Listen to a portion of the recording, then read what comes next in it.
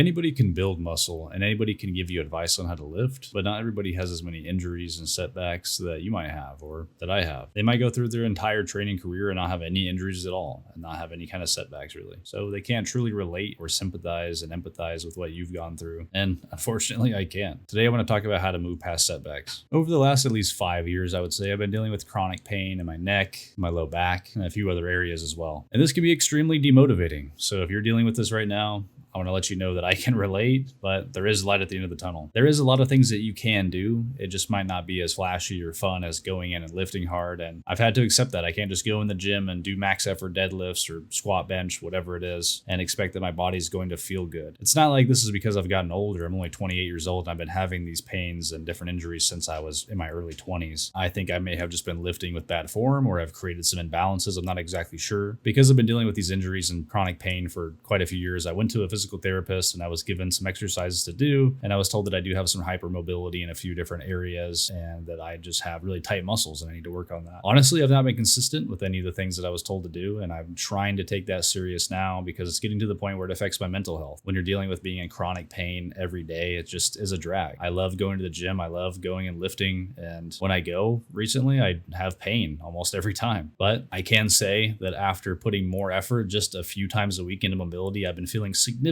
better. And that's why I want to talk about this today. I just want to share this and my experience with chronic pain and injuries to other people that I know are going through the same thing. And remember that there's other people that are going through way worse than you and I. Some people have gone overseas and lost a leg at war or can no longer walk at all. So be grateful that you have 2 eyes, 2 hands, 2 feet. Even if you have 1 foot or 1 leg, be grateful for that. And just know there is a lot that you are capable of and there's a lot that you can still do. So what do we do if we have these chronic injuries that are just setting us back in general? I would recommend, of course, going to a doctor, going to a physical therapist. I can't tell you exactly what you need to do, but from my experience, I can tell you what I'm dealing with. I injured my knee at some point, I would say maybe 4 or 5 years ago, and the pain's never truly gone away. I've had an MRI and I've had an X-ray and it was inconclusive. Doesn't explain the pain. Physical therapist said it could just be from tight muscles. So I'm going to be actively focusing on trying to strengthen my hamstrings and the other muscles surrounding that area and doing mobility there to see if that pain does go away. I hope to make an update video, let's say 6 months, a year from now, and come back and say I have no pain there. I would really hope that that is the case. I have a referral to an orthopedic surgeon to just see if they have any type of advice or if they think it's something more serious, but obviously I hope that there's not. I've also had weird injuries in both my shoulders where I couldn't raise my arm above my head for like 1 or 2 weeks, and I feel like that's where some of my chronic pain stems from. And I have had chronic pain in the right side of my neck and upper trap for,